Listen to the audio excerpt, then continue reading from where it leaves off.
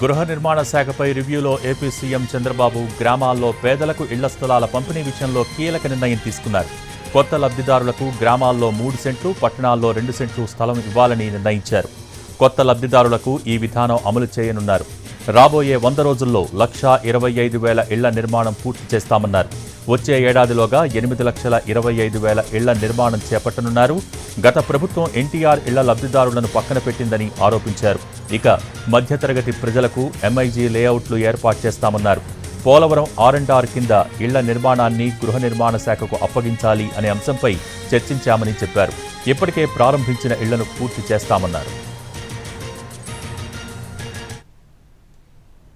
2029 కల్లా అర్హులైన ప్రతి పేదవాడికి ఇల్లు సమకూర్చాలనే లక్ష్యంతో పనిచేయాలని చెప్పేసి మాకు నిర్దేశం చేయటం జరిగింది.